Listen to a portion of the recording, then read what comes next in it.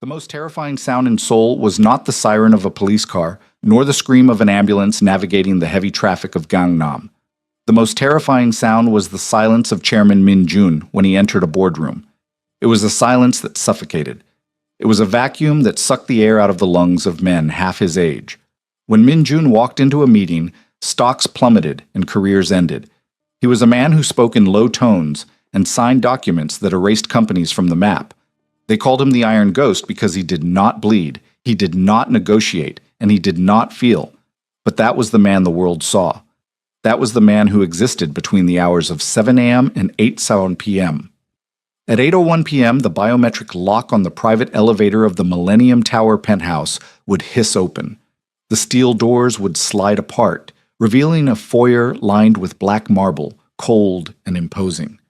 Min Jun would step inside. His shoulders, usually set in a line of military, rigidity would drop exactly 1 inch. He would exhale, a long, ragged sound that smelled of stale coffee and repressed violence. And there, standing in the archway of the living room, bathed in the warm, amber glow of a floor lamp, would be Nia. She was not waiting like a servant. She was not waiting like a nervous mistress wondering if he was in a good mood. She was usually sitting in the oversized cream armchair, a book resting on her lap, her reading glasses perched on the bridge of her nose. At 54, Nia did not scramble for attention. She simply existed, anchoring the room with a gravity that rivaled his own. The first time she had stayed here, months ago, she had been terrified. She had waited for the other shoe to drop. She had waited for the man who destroyed empires to turn that cold gaze on her. But tonight, like every night for the past 3 months, the ritual was the same. Min Jun placed his briefcase on the console table. He unbuttoned his suit jacket, the armor that cost $10,000 and weighed 1,000 pounds, and hung it up. He walked toward her. He didn't speak. He didn't turn on the television. He didn't check his phone. He stopped in front of her chair. Nia looked up, marking the page in her book. She saw the fatigue etched into the lines around his eyes. She saw the shadow of the monster he had been all day. "You're back," she said softly. "I am back," he replied. His voice was gravel, but the edge was gone. He sank down onto the rug at her feet. The chairman of the Han Seong group, a man who made politicians tremble, sat on the floor, leaning his back against her legs. He closed his eyes and tipped his head back, resting it against her knee. Nia didn't ask him about the merger. She didn't ask who he had fired. She simply reached out her hand, her skin rich and dark against the silver-peppered black of his hair, and began to massage his scalp. She felt the tension leave him in waves. She felt the Iron Ghost dissolve, leaving only Min Jun, a 58-year-old man who was tired of being strong. "How was the world?" she asked quietly, her fingers working through his hair. "Loud," he murmured, his eyes still closed. "Sharp. Useless." "It's gone now," she whispered. "Yes," he breathed out. "It stays in the elevator." This was the secret. This was the truth that would have shattered the tabloids. The world believed that a woman's power lay in being shown off, in the diamonds she wore to the gala, in the way her husband paraded her for the cameras. But Nia knew better. She looked down at the most powerful man in the city, defenseless, at her feet. She wasn't hidden. She wasn't a secret because he was ashamed. She was a secret because he was hoarding his peace. She was the only place on earth where he didn't have to be a god. But that didn't mean the arrangement was easy. Nia had spent 20 years as a public wife, trained to smile when cameras flashed. The silence of the penthouse was a stark contrast to the noise of her past. Sometimes she wondered if she was disappearing. She looked at her reflection in the dark window across the room. She saw herself, but more importantly, she saw him. He shifted, turning his face to press a kiss against her knee through the fabric of her lounge pants. It was a gesture of such profound reverence that it made her throat tight. "Nia," he said, opening his eyes. They were dark, endless, and entirely hers. "Yes?" "I am starving," he admitted. "Not for food." She smiled, a genuine private thing. "Go wash your hands, Min Jun. I made stew." He stood up, groaning slightly as his knees popped, a reminder of their age, a reminder of their humanity. He looked down at her, and for a second the intensity returned. "You are too good to me," he said. "I know," she replied effortlessly. "That's why you keep the door locked." He didn't laugh. He just nodded as if she had spoken a law of physics. "Yes, that is exactly why." As he walked toward the bathroom to scrub the day off his skin, Nia closed her book. She wasn't waiting for a ring. She wasn't waiting for a public declaration. She was realizing that for the first time in her life, she wasn't performing for an audience. She was simply living, and the retention of this peace was worth more than any magazine cover. But peace, in a city like Seoul, is fragile. And even the thickest glass cannot keep the world out forever. The weekends were their own universe. In her previous marriage, weekends were for networking, brunch with the ambassador, golf with the senators, charity auctions where she had to stand in heels for 6 hours and pretend to care about tax loopholes. Here, weekends were for the slow, deliberate art of doing nothing. It was a rainy Sunday in late autumn. The clouds hung low over the Han River, turning the city into a watercolor painting of grays and blues. Inside the penthouse, the air smelled of roasted barley tea and old paper. Minjun was in the kitchen. He was wearing reading glasses and a loose gray sweater that Nia had bought him. He was reading a newspaper, but his hand was resting on the counter, palm up. Nia walked past him. Without breaking her stride, she placed her hand in his. He squeezed it, once, firm and grounding, before letting her go. No words, no performance, just a check-in. "I am here. You are here. We are safe." She moved to the window, watching the rain lash against the glass. "Minjun?" she said. He turned a page. "Do you ever miss it?" He lowered the paper, peering at her over the rim of his glasses. "Miss what?" "The applause," she said, turning to face him. "The events, the way people look at you when you walk in with a beautiful woman on your arm. Don't you miss the validation?" It was a question that had been gnawing at her. Men of his status usually treated women as accessories. A tie pin, a watch, something to signal their virility. Minjun folded the newspaper slowly. He took off his glasses and set them on the marble counter. "Nia," he said, "come here." She walked to the kitchen island. He didn't reach for her. He just looked at her with that terrifying, absolute focus. Validation. He tested the word, as if it tasted sour. "Do you know what I see when I look at the couples at those galas? Success? I see hostages," he said bluntly. "I see men who are terrified that if they stop smiling, their stock prices will drop. I see women who are terrified that if they gain 2 pounds, they will be replaced." He picked up his tea, swirling the liquid. "I spent 30 years building a kingdom so that I would never have to care what people thought of me. Why would I invite them back into my life to judge who I love?" "Because," Nia said, leaning her hip against the counter, "most men want to be envied." Minjun stood up and walked around the island. He stopped inches from her. He smelled of sandalwood and soap. "I do not want them to envy me," he whispered, his voice dropping to that dangerous register. "I want them to know nothing." He reached out and tucked a stray lock of hair behind her ear. His fingers lingered on her jawline. "If they see you," he said, "they will try to find a way to use you against me. They will look for cracks. They will analyze your history. They will drag your name through the mud just to see if I flinch." He leaned in, his forehead resting against hers. "I am not hiding you, Nia. I am hoarding you." "Hoarding?" she chuckled softly. "Like gold?" "More valuable," he murmured, "like sanity." Nia closed her eyes. In her old life, she had been a trophy, polished, placed on a shelf, and dusted off when guests arrived. Here, she was the vault. "But surely," she whispered, "you must get bored. Just us. No entourage." "Bored?" He pulled back slightly to look into her eyes. "Nia, out there, I have to be the Iron Ghost. I have to be 5 steps ahead of everyone. I have to memorize lies and strategies. It is exhausting." He took her hand and pressed it to his chest, right over his heart.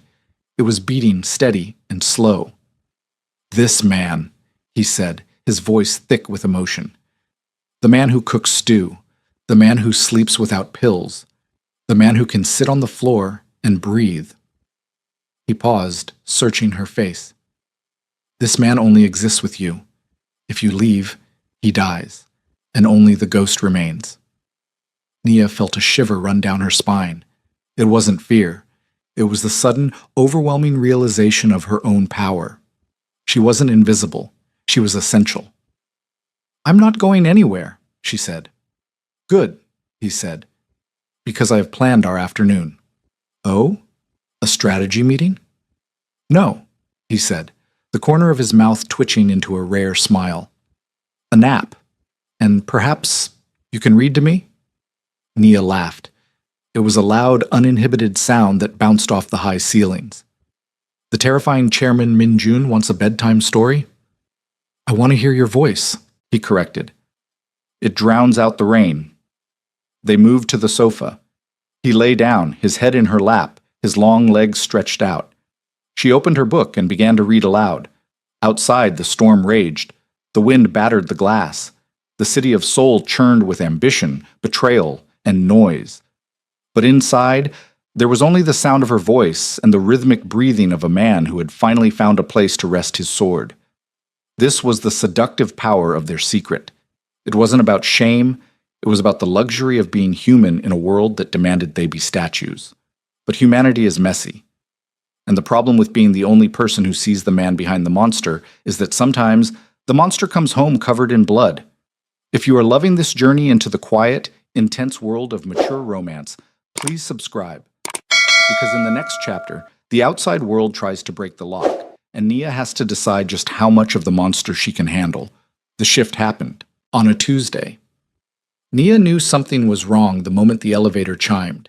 Usually the mechanism was smooth, a soft whoosh of air. Tonight, the arrival felt heavy. The doors opened. Min-jun did not step out immediately. He stood in the metal box, his hand gripping the rail so tightly his knuckles were white. Nia was in the kitchen, pouring wine. She set the bottle down. She didn't rush. She had learned that rushing made him defensive. She walked to the foyer. Min-jun stepped out. He looked wrecked. His suit was immaculate, but his tie was gone. His top button was undone. But it was his face that stopped her. His skin was gray, drained of color. His eyes were wide, the pupils dilated, staring at something Nia couldn't see. And there was a smell. Beneath the expensive cologne, there was the metallic tang of adrenaline and something darker. Min-jun? She said softly. He flinched. He actually flinched. He held up a hand. Don't. His voice was a rasp. Don't come closer. Nia stopped. She stood 5 feet away from him. What happened? Business, he said. The word sounded like a curse. Ugly business. He walked past her, giving her a wide berth, as if he were contagious. He went straight to the liquor cabinet in the living room and poured a glass of scotch. His hands were shaking. Nia watched him. She saw the tremor. She knew who he was. She wasn't naive. You don't become a chaebol chairman without crushing people. You don't earn the name Iron Ghost by baking cookies. But she had never seen the violence cling to him like this. He downed the drink in one swallow and poured another. He stood with his back to her, staring at the black window. Go to bed, Nia, he said. His voice was cold, sharper than she had ever heard it in this house. No, she said. He turned around. His eyes were blazing. I said go to bed. I am not fit for company tonight.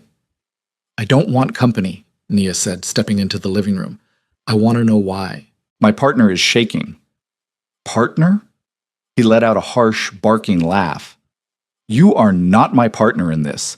You are the innocents. That is the deal. I handle the filth. You keep the house clean. I am not a maid, Min-jun, she said, her voice dropping an octave. And I am not a child. I have seen ugly things. Do not condescend to me. He stared at her, stunned by her tone. I destroyed a man today, he confessed. The words vomited out of him. A friend. He betrayed the company. I had to cut him out, entirely. His family. His legacy. Gone. He looked at his hands as if he expected to see blood. He begged me, Minjun whispered, and I felt nothing. That is the worst part. I looked at his ruin, and I felt nothing but annoyance that it was taking so long. He looked up at Naya, his expression fracturing. I am a monster, Nia. You are playing house with a monster. The silence stretched, taut as a wire. This was the test. This was the moment most women would back away. This was the moment the bad boy fantasy dissolved into the terrifying reality of a ruthless man. Nia looked at him. She saw the guilt eating him alive. She saw that he did feel something. He felt horror at his own numbness. She didn't leave. She walked forward. Stay back, he warned, backing up until he hit the glass of the window. I will stain you. Nia closed the distance. She reached out and took the glass of scotch from his hand. She set it on the table. Then she took his hands. They were cold as ice. Look at me, she commanded. He refused. He looked at the floor. Minjun, look at me. He dragged his gaze up to meet hers. He looked terrified that he would see disgust in her eyes. You are not a monster, she said firmly. Monsters don't come home and shake. Monsters sleep soundly. I won't sleep tonight, he whispered. Then we will stay awake, she said. She raised his hands to her face, pressing her cheek against his cold palms. She rubbed her skin against the rough texture of his fingers. You do what you have to do out there to survive, she said. I know the world is a war. I know you are the general. She kissed his palm. But in here, you surrender. I don't deserve this, he choked out. I don't deserve you. Probably not, Nia agreed lightly. But you have me, so you might as well let me help. He broke. The iron ghost crumbled. He collapsed forward, wrapping his arms around her waist, burying his face in the crook of her neck. He held on to her with a desperation that bordered on pain. If you were not here, he muffled into her skin, I would be a monster. I would turn into stone. I know, she whispered, stroking the back of his head. Then stay human with me. They stood there for a long time, the city lights flickering below them like indifferent stars. He was heavy against her, a dead weight of guilt and exhaustion. But Nia didn't buckle. She held him. She absorbed the coldness radiating off him until her own. Warmth began to seep back into his bones. This was the intimacy the world would never understand. They thought intimacy was sex, or romance, or diamonds. Real intimacy was witnessing the ugly parts of someone and not looking away. Real intimacy was washing the blood off a soldier's hands and telling him he was still a man. The morning sun hit the penthouse with a brilliance that felt apologetic. Nia woke up alone in the massive bed. For a moment, panic flared. Had he left? Had the shame of the night before driven him away? She sat up, pulling the silk robe around her. She walked out into the living room. Minjun was there. He was standing on the balcony, the glass doors open to the crisp morning air. He was wearing his lounge pants and a white t-shirt. He was holding 2 mugs of coffee. He heard her footsteps and turned. He looked different. The grayness was gone. His eyes were clear. He looked like a man who had survived a fever. Good morning, he said. Good morning, Nia replied, walking toward him. He held out a mug. Hazelnut, 2 sugars. She took it, wrapping her hands around the warmth. You remembered. I remember everything about you, he said. He stepped back inside and slid the glass door shut, muffling the sound of the city. He looked at her, and the intensity of his gaze was different now. It wasn't desperate. It was settled. About last night, he started. You don't have to explain, Naya said. I do, he countered. I need you to know something. In 58 years, no one has ever stayed. When I show them the darkness, they leave, or they ask for money to stay. He took a step closer. You didn't ask for anything. I have everything I need, Nia said. She looked around the room, the quiet, the safety, the man standing before her who would burn the world down to keep her warm. I realized something, Minjun said. I have spent my life building walls to keep people out. I thought power was isolation. He reached out and took her hand, interlacing their fingers. But this, he lifted their joined hands. This is power. To be known, to be seen, and to be forgiven. Nia squeezed his hand. We are happy here, Minjun, in the quiet. Yes, he said. We are. He led her to the sofa, and they sat down.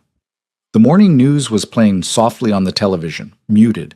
Images of the stock market, images of the scandal involving the man Minjun had destroyed yesterday. The world was chaotic, loud, and judgmental. But in the penthouse, the volume was turned down to 0.